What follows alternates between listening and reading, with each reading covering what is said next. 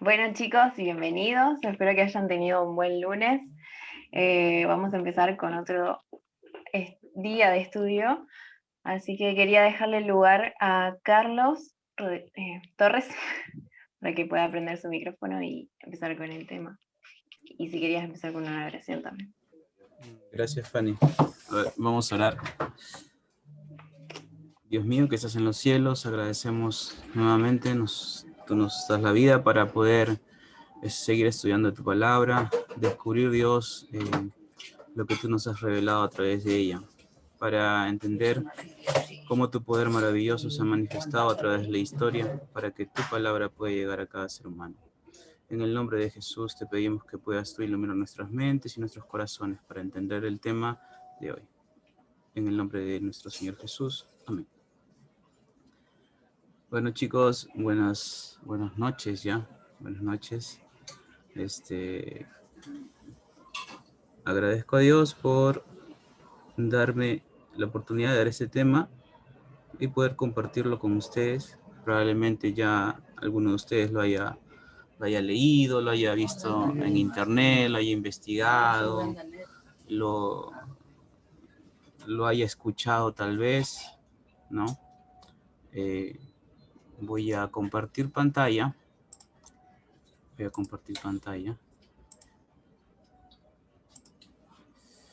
Vamos a hablar hoy de un libro maravilloso, un libro que siempre ha estado en el ojo de la tormenta al nivel de la historia. Un libro en el cual Satanás ha querido también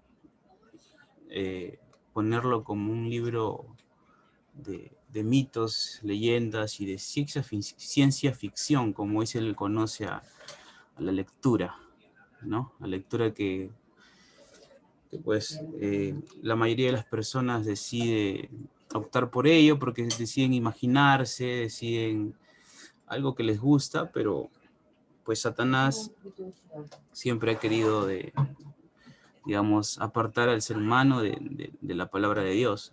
Yo creo que aquí todos nosotros conocemos el poder maravilloso que tiene este libro, que es una Biblia, que es una recopilación de varios libros y que nos da la oportunidad de conocer tanto la historia de todo este mundo y también planes espirituales de redención y de salvación para la humanidad. Pero no vamos a ir tanto del lado espiritual de la Biblia, ¿sí? Vamos a ir más todo por el lado histórico en esta oportunidad. Esta es una Biblia impresa ya por la Gutenberg Biblia. Ellos tienen allí en ese museo una de las primeras Biblias que imprimió Gutenberg, justamente el que inventó la imprenta. Y vamos a hablar también un poquito de ello. El tema no es tan largo porque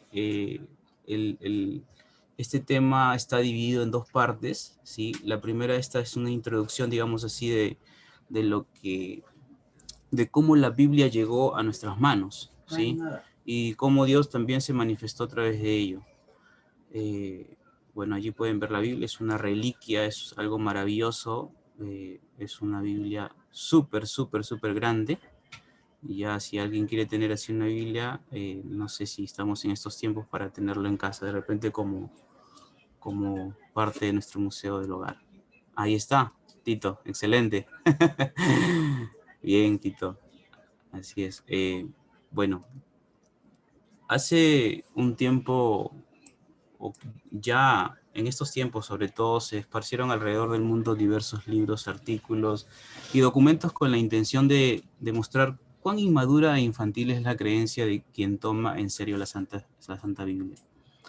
Sabemos que la Biblia nos muestra historias que la arqueología bíblica aún no ha podido encontrar. Por ejemplo, una de ellas es el diluvio, ¿sí? Una de ellas es el diluvio. Otra de ellas, cuando tú le hablas a una persona de que un pez grande se comió a un hombre y lo botó al tercer día, ¿quién te va a creer? ¿Hay pruebas de ello? no hay pruebas de ello, ¿sí? Y por ese lado nosotros creemos, tenemos fe de lo que está escrito allí. Pero la Biblia también se ha puesto en la alta crítica, y también la Universidad de Andrew tiene un grupo especializado en arqueología bíblica que ellos van para poder seguir excavando en Jerusalén, en Mesopotamia, por allí, buscando siempre evidencias, no tanto para poder dar certeza y dar como verdad la Biblia, sino para que pueda ayudar en el hallazgo de la historia que nos habla la palabra de Dios. Ahora, las personas y Satanás a través de ellos ha tratado de dar este mensaje, de que es una lectura inmadura e infantil, de creer algo que probablemente no nos ayude en la vida. El segundo punto es que están también el contenido histórico de la Biblia como los arqueólogos o historiadores minimalistas. Los minimalistas también, hay otro lado que es el maximalista, que tratan de poder buscar a través de la arqueología, y si encuentran algo que no está con la Biblia, entonces descartan la Biblia y se abocan más a lo que es la ciencia, entre los cuales está Israel Finkelstein y de Tel Aviv University, y por ejemplo hay otros también que quisieron demostrar que el texto sagrado o fruto de copias y más copias está lejos de ser confiable. Esa es la opinión del académico norteamericano, Bart Ehrman, de la Universidad de Carolina del Norte, en Estados Unidos. Y pues ellos se han considerado como la alta crítica para la Biblia, ¿sí? Pero sabemos que Dios ha puesto personas también para poder defender por ese lado su verdad. Entonces hay preguntas, ¿no? ¿Será que estamos frente a un libro sagrado más como el Bhagavad Gita de los hindúes o el Qur'an, también conocido como el Corán de los musulmanes? ¿Será parecido a ello? ¿Será igual de tan espiritual como le llaman ellos la Biblia? ¿Se podría comparar? Vamos a ver las evidencias. Veamos a dónde nos llevan las evidencias, si es así.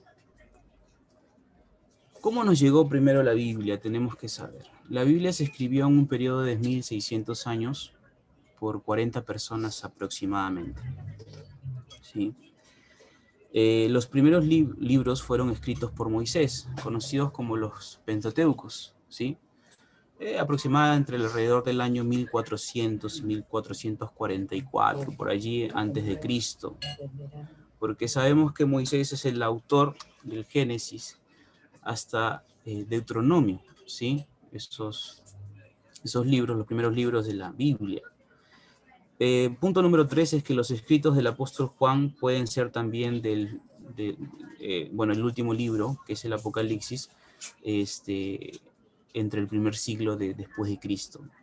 El cuarto punto es que lejos de haber sido escritos en español, los 39 libros del Antiguo Testamento también dan pistas de que se redactaron en hebreo. Perdón, ese es el idioma original, el hebreo, pero también hay porciones en arameo. Por ejemplo, encontramos en Daniel capítulo 2, en Esdras el capítulo 4, el capítulo 6, y en Jeremías el capítulo 10. Hay partes pequeñas que se escribieron en arameo. Punto número 5 es que los 27 libros del Nuevo Testamento se escribieron en un dialecto griego, ¿sí? Todo el Nuevo Testamento se escribió en griego, conocido como el griego koiné, que significa común. Digamos que era un griego más, más de pueblo, digamos así, ¿sí? Porque se han encontrado manuscritos, así, copias. Ahora, el punto número 6 es el trabajo de un comité responsable por una versión del texto bíblico o sea, que consiste en basarse en los mejores manuscritos disponibles y pasar las barreras sintácticas y lingüísticas para cualquier idioma moderno. ¿Qué quiere decir esto? Que el Nuevo Testamento ha pasado siempre por revisiones, ¿sí? Hasta el día de hoy. Cada momento se sacan nuevas versiones de la Biblia para que puedan estar escritas según el lenguaje de estos tiempos, ¿no? Por ejemplo, la Biblia de las Américas, creo que cada 2 años saca una nueva versión. Este año ha sacado una nueva versión y, y quieren como que acoplarlo más a cómo se expresa hoy el ser humano, ¿no? Para que puedan entenderlo. Pero nosotros sabemos que también la base de todo, yo creo que en todas las iglesias ustedes también deben tener la Reina Valera del 60 y la del 95, ¿no? Que también se usa hoy en día en la iglesia adventista. Bueno, el round 1 es el Antiguo Testamento, ¿sí? Vamos a ver el Antiguo Testamento, qué tuvo que pasar para nosotros tenerla impresa, ¿sí? En nuestras manos, allí. Yo tengo, aquí cada uno tiene una Biblia en mi casa, no solamente hay una, cada uno tiene su propia Biblia. Habíamos hablado de Johannes Gutenberg, que él fue el que inventó la imprenta, y él imprimió primero algunas partes para hacer una prueba de imprenta, algunas partes eclesiásticas de las Sagradas Escrituras. Pero vio que todo resultaba y él pidió más copias y empezó a imprimir las Biblias en el año 1455. Y cada cara de la hoja, cada página tenía 42 líneas. O sea, 42 líneas, las letras eran grandes y ya imagínense, hemos visto cómo estaba la Biblia al inicio, súper, súper gruesa. 180 copias hizo en papel y velum, que es un material de cuero de vaca. Pero también se dice que Lauren Johnson Coster, que fue antes de Gutenberg, él ya había, pues, digamos, tenido así como que alusiones,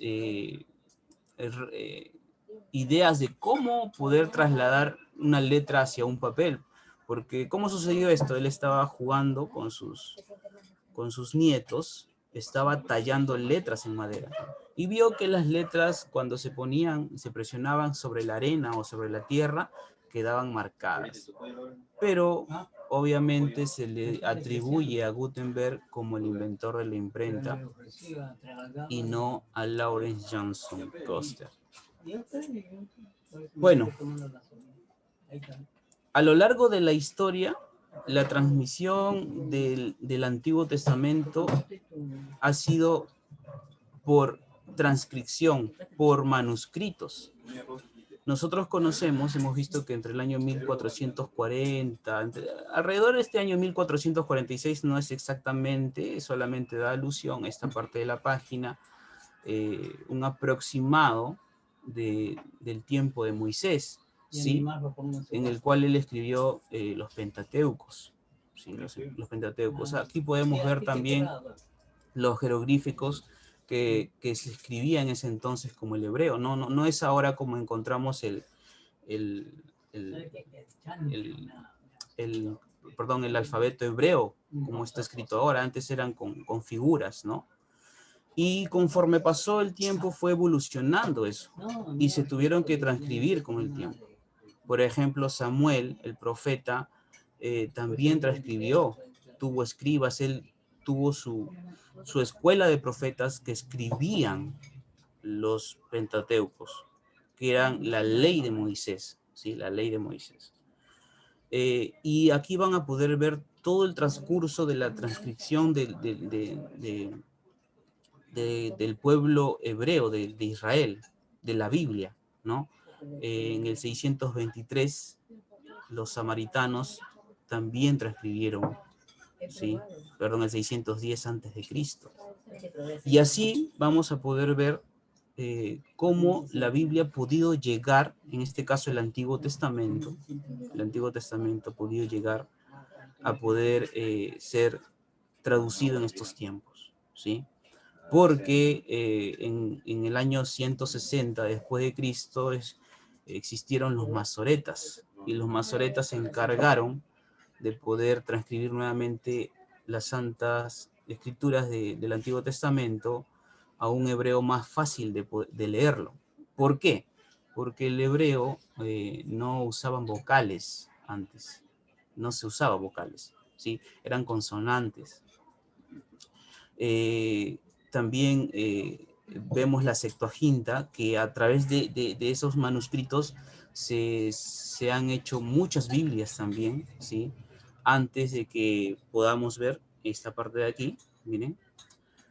Por ejemplo, un dato curioso es que el manuscrito más antiguo disponible en el cual se basaba toda la traducción del Antiguo Testamento se lo fechaba en torno al año 900. Al año 900. Ese era lo único que tenían, o sea, 900 después de Cristo, ¿sí? Después de Cristo. Y se dudaba mucho de lo que se había escrito, se habría transcrito y se había trasladado al idioma latín, ¿sí? La Biblia.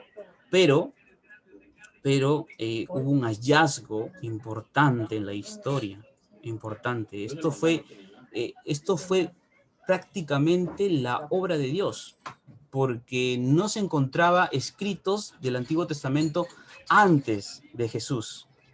Todo era después de Jesús, los masoretas, todo. Y se halla en el año 1947, en una oscura cueva al oeste del Mar Muerto, había unos pastores beduinos, y ellos descubrieron pergaminos y entraron en las cuevas cuidadosamente y sacaron estos rollos. Y fue de suma importancia este descubrimiento en ese tiempo. ¿Por qué?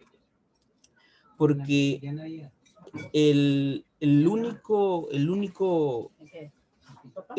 manuscrito que se tenía era entre el año 900 después de Cristo. Pero la paleografía, ¿sí? Identifica de qué tiempo está escrito esos rollos. Y se identificó que estaba 200 años antes de Cristo. Entre el año 200 años antes de Cristo y el año 100 después de Cristo. O sea que había una gran diferencia con lo que se tenía en ese entonces. Entonces esto ayudó mucho a que nuevamente se hagan nuevas revisiones. Pero Satanás siempre ha trabajado en la mente también de las personas. Y los manuscritos encontrados allí se fecharon con seguridad entre los años 250, como les decía, antes de Cristo, y 70 después de Cristo.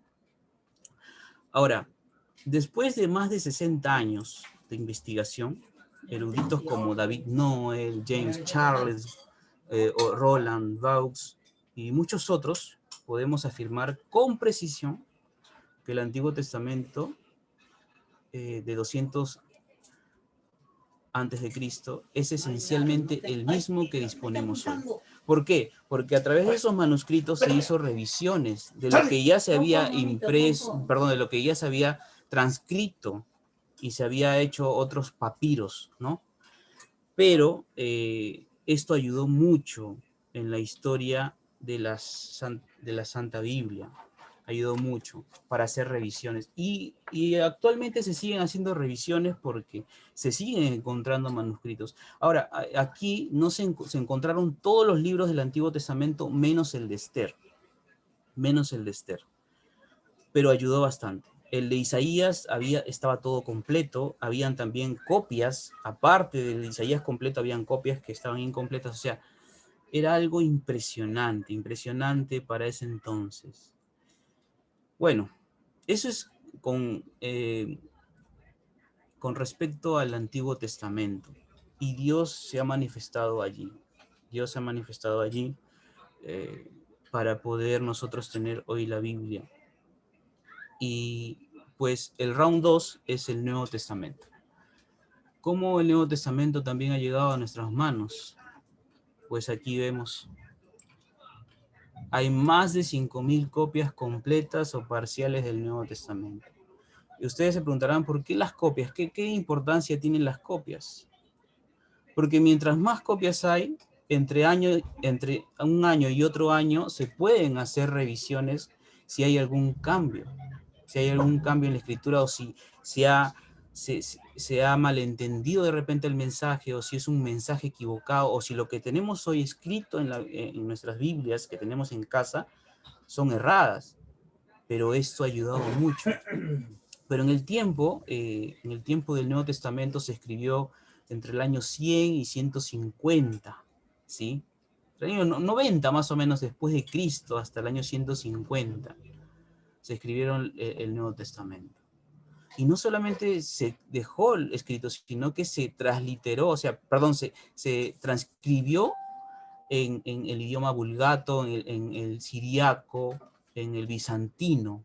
Del texto original se transcribió en eso. Se hicieron más manuscritos. Y así se fue trasladando en varios dialectos y en varios idiomas de ese entonces, hasta el año 1000, cuando ya estaban los masoretas, más o menos.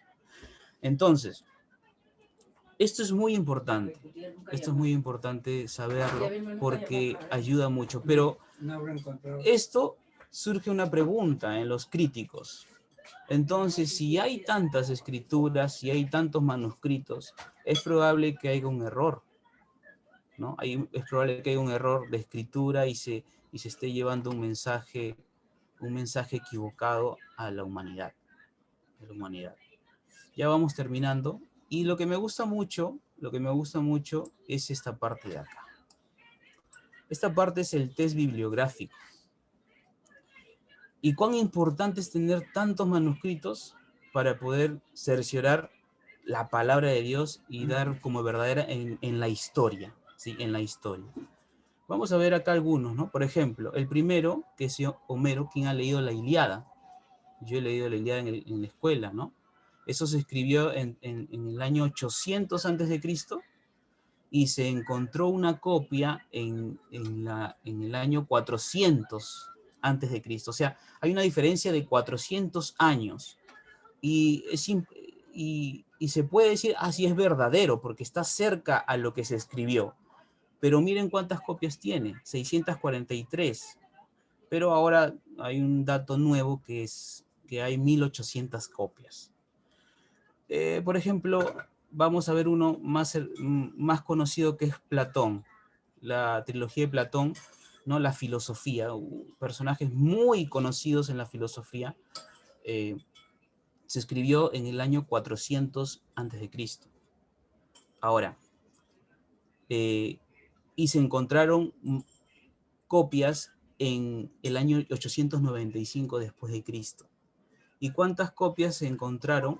Perdón, hay una diferencia de 1300 años.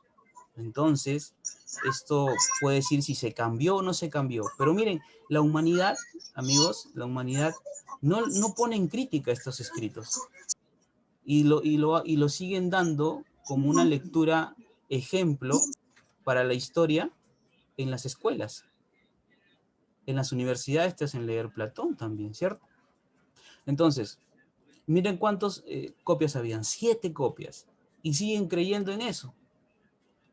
Bueno, actualmente se ha encontrado 210 copias. Pero ahora vamos aquí donde dice Greek, Nuevo Testamento. Se escribió entre el año 50 y 100 después de Cristo. Después de Cristo. Y se encontraron copias en el año 130. ¿Cuánta diferencia hay? 50 años. 50 años de diferencia del primer escrito con una copia, con un manuscrito. Y miren cuántas copias se encontraron a lo largo de la historia. 5.366 copias. Dime, ¿por qué no creer en la Biblia y dejar de creer en la Ilíada y en las trilogías de Platón? ¿No nos damos cuenta que Dios es maravilloso y Dios está al control de la historia? Impresionante. Y bueno, actualmente se tiene como 5.838 copias con el texto original, en el griego, en el koiné. Pero se han encontrado 18.524 copias en otros idiomas. en el siriaco, en todos ellos, en el latín antiguo, 18.524. Esto es impresionante. Y del Antiguo Testamento, 42.000 copias. En ellas están incluidas los rollos del Mar Muerto. Impresionante. Y si juntamos todas, son 66.362 copias. Dime si no vas a tener pruebas para poder hacer una revisión una con otra y no hay, van a haber errores de ortografía, porque en ese tiempo pues no había una imprenta donde se grababa la misma letra hacia otra hoja, ¿no? Obviamente también habían personas ancianas, los masoretas también trabajaban duro día y noche para poder transcribir esto, la Biblia, pero son errores mínimos, errores ortográficos, gramaticales, pero no en el contexto histórico de la verdad bíblica. Acá hay algo curioso porque miren, los investigadores, por ejemplo, Aaron Rand dice que la Biblia no se puede creer porque hay errores entre Mateo y Apocalipsis, o sea, todo el Nuevo Testamento, porque hay errores ortográficos. Por ejemplo, él da un ejemplo y dice, en Gálatas capítulo 4, versículo 28, en algunos manuscritos traen en lugar de vosotros el pronombre nosotros. Dime, ¿eso es una prueba para no creer en la Biblia? O sea, en vez de vosotros dice nosotros. No, probablemente sea un error gramatical nada más. ¿Hay motivo? No. Los pronombres nosotros, por ejemplo, se escribe en hebreo, se escribe emeis, y vosotros se escribe imeis. Es muy parecido. Entonces, puede haber un error. Puede haber un error gramatical. Entonces, esto es importante conocer. Es importante conocer. Y aquí yo quería mostrarles un gráfico que lo saqué de una página, ¿sí? Y miren cuántas Biblias se están imprimiendo en todo el mundo. Son 7.1 miles de millones de usuarios que tienen su Biblia en su idioma. ¿Ah? Y aquí está, digamos, dividido, 5.6 miles de millones de Biblias, Nuevos Testamentos, 805 millones, porciones, o sea, Biblias pequeñitas, porciones de las Biblias, 411 millones, y sin escrituras, 246 millones. Entonces, la Biblia es el libro más vendido y sobre todo que tiene millares de copias, millares de libros. ¿Ah? Es impresionante. Y Dios se ha encargado de eso y ha levantado personas para descubrir todas estas maravillas para que las personas, los necios, porque así le llama la Biblia, los necios, puedan ver, ¿sí? Puedan ver. Entonces, aquí hay unas preguntas y quisiera ver que puedan participar después de lo que nos hemos enterado el día de hoy. ¿Cómo responderías a alguien que te desafía diciendo que el texto bíblico fue alterado después de tantas copias? ¿Hay razón para que ellos puedan decir que fue alterado? Tenemos más de 66.000 copias. Entonces, no sé, ¿qué opinan ustedes? Carlos. Hay de repente una respuesta cortita.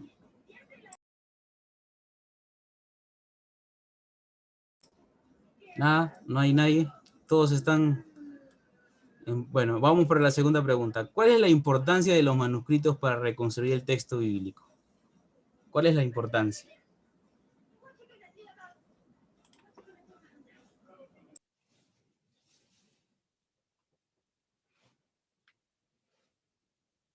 ¿Qué hubiera pasado si no se hubieran encontrado muchos manuscritos y solamente tendríamos algunos? ¿Sería una lectura confiable para la humanidad? Dejando de lado la fe, ¿sí? Dejando de lado la fe, ¿sí? Pero sería confiable para una persona que, digamos, que cree en la ciencia o que está solamente basado en poder ver, si es real o no, o hay errores, hubiera sido... Yo creo que Dios ha manejado todo esto, ¿sí? Dios ha permitido que haya toda esta cantidad de copias. Pienso lo mismo porque de esa forma igual nos ha abierto la mente a entender lo que Él nos trata de decir y hacer una comparación, ¿no? Porque si no estaría todo en chino para nosotros. A lo menos yo ya me cuesta entender ciertas cosas de la versión más antigua, pero hay otras que usando otras palabras te da a entender, y creo que comparando y estudiando más a profundidad y obviamente mediante la operación llegamos a una verdad, ¿no? Exacto, sí, porque en el estudio de la Biblia, obviamente, primero se nos aconseja ir al idioma original, pero no todos tienen esa capacidad de saber el hebreo. Pero ya tenemos personas que están transcribiendo, te están transliterando, te están traduciendo la Biblia a un lenguaje más cercano a estos tiempos. Pero no tuviéramos ello si no hubieran revisiones antiguas, porque si solamente hubieran algunas, probablemente en el tiempo se hubieran perdido. Y Dios quiso esto, ¿saben por qué? Yo quiero que alguien de ustedes ahora sí lea Jeremías capítulo 36, versículo 1 al 4.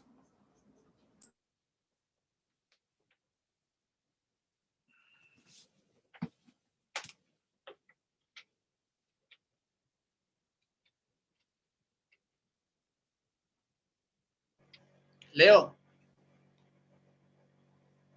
Vale, vale. En el 4.º año de Joacim, hijo de Josías, rey de Judá, vino esta palabra del Señor a Jeremías. Toma un rollo de libro y escribe en él todas las palabras que te hable contra Israel y Judá, y contra todas las naciones, desde que empecé a hablarte, desde los días de Josías hasta hoy. Quizá la casa de Judá oiga todo el mal que pienso hacerles y se arrepientan de su mal camino, para que yo perdone su maldad y su pecado. Así Jeremías llamó a Baruc, hijo de Nerías, y Baruc escribió de boca de Jeremías, en un rollo de libro, todas las palabras que el Señor le había hablado. Esto es un propósito de Dios, chicos. Este es el propósito de Dios, que su palabra se haya escrito en hojas. Y miren, el siguiente estudio será el papel acepta todo. Ahí se va a ver a detalle, se va a excavar las escrituras en la arqueología bíblica, y se va a ver detalles, descubrimientos importantes de la historia, ¿no? Como el rey Sennacherib, ¿no? Como las tablas de Sennacherib. Entonces, Dios quiso que su palabra fuera escrita para que hoy nosotros podamos tenerla, ¿sí?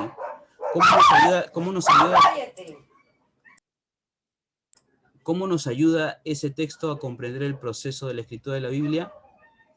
Simple. Porque Dios lo quiso así, Dios es su propósito, Dios estuvo al mando de todo esto. Sí, espero que nos haya ayudado mucho a comprender esta parte del estudio, rescatando la verdad, rescatando sobre todo lo que Satanás quiere distorsionar, ¿sí? Distorsionar, y Dios nos muestra todas estas cosas. Que Dios lo bendiga, espero que les haya gustado, espero que me haya dejado comprender. Bendiciones, chicos. Muchas gracias, Carlos. La verdad que ahora nos ampliaste un poquito más todo el proceso que tuvo el tener la Biblia que tenemos hoy en día. ¿Te gustaría terminar con una oración? Sí, claro, oremos. Padre Dios mío que estás en los cielos, agradecemos, Dios, por tu poder maravilloso que tú, Dios, nos muestras en nuestras vidas, y cada día nos enseñas, Dios, con grandes cosas, que aún, Dios, seguiremos aprendiendo de ti muchas cosas a través de tu palabra. Ayúdanos a seguir estudiando, a seguir teniendo esa iniciativa, ese espíritu de escudriñar tu palabra, Padre mío. Y sobre todo, Dios, también escudriñar la historia en la cual tú también te manifestaste, Padre mío. En el nombre de Jesús pido que puedas bendecir a cada joven que está hoy aquí reunido. En el nombre de Jesús. Amén.